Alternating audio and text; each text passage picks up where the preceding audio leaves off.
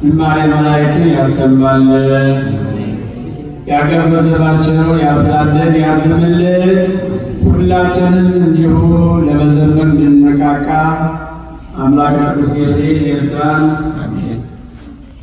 እግዚአብሔር አምላካችን ሁላችንን ጠብቆ ለዚች ለምናፍቃት፣ ለምንጠብቃት፣ ለምንጓጓላት ለበዓለ ትንሣኤ እንኳን አደረሰን አደረሳችሁ። ገብራት እግዚአብሔርን አመስግኑ። ይደረግ ሶስት ሚኒት እግዚአብሔር ስም የተመሰገነ ይሁን። አደረሰን። ቅዱሳን መላእክት ደስ ይላቸዋል። ቅንጣታችን ዲያቆስ ደግሞ እርድብን ይላል። አሁን እርድብን ይበል። እግዚአብሔር ከመዘልቃ አምነዋል። እግዚአብሔር ወልድ ከእንቅልፉ እንደነቃ ጎልማሳ ተነሳ፣ ወይም ብዙ ጠጥቶ ስካር ጥሎት ስካሩ ሲለቀው ብድግ እንደሚል ሰው ተነሳ። ወቀተለ ጸሮ በድሬው ከተነሳ በኋላ ደግሞ ጠላቱ በኋላው ገደለው ይላል ነቢየ እግዚአብሔር ዳዊት። ቅድም ያቋሉ በምስራቅ በዜማ ሲሰብክ ሰምታችሁታል።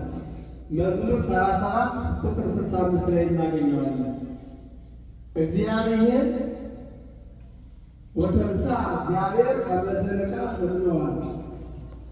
ተኝቶ እንደሚነሳ ሰው አፈፍ ብሎ ተነሳ። ወከመሃያ ወዳገወ ስካር ጠንካራን ደካማን ይጥላል። ሲለቅ ደግሞ ሁሉም በተሰጠው ኃይል ይነሳል።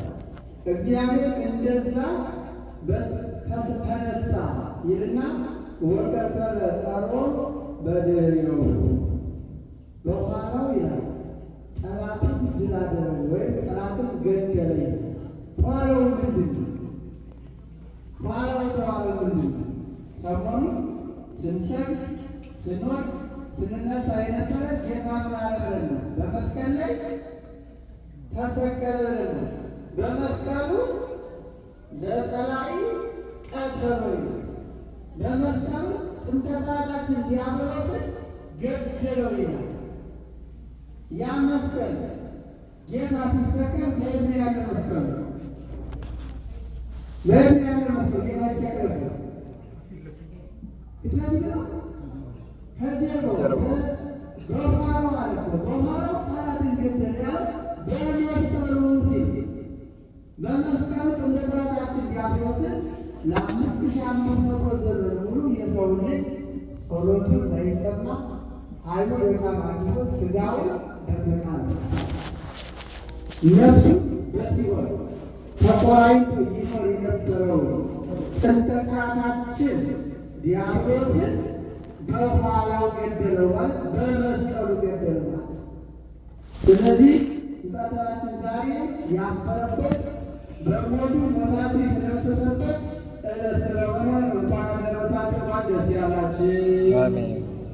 እነሳለሁ እንዳለ በአማን ተንሳ በከመ ይቤ እንደተናገረ ተነስቷል።